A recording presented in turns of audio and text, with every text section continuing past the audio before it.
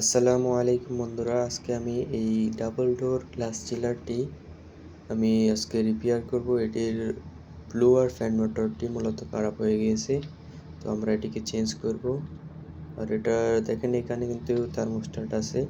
এটির মাধ্যমে কিন্তু আমাদের ভিতরে যে টেম্পারেচার, আমাদের চিলারের ভিতরে যে টেম্পারেচার, এটি কন্ট্রোলিং হয়।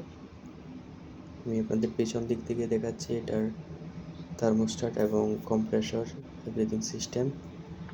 তো এই যে দেখতে পাচ্ছেন, এটি হচ্ছে মূলত কম্প্রেসর। এটির মাধ্যমে মূলত কম্প্রেস করে আমরা টেম্পারেচারকে কন্ট্রোলিং করি।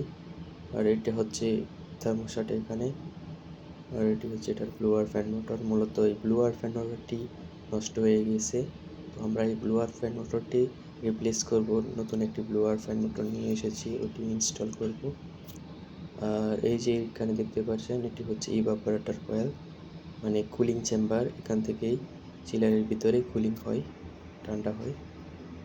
তো এই হচ্ছে মূলত এটার ওয়ার্কিং প্রিন্সিপাল আর এটির যন্ত্রাংশ। আর এই যে এটি হচ্ছে ব্লোয়ার, এটাই মূলত আমরা রিপ্লেস করে এটা লাগাবো। এই ব্লোয়ার মোটরটি আমরা ইনস্টল করব, দেখতে পাচ্ছেন।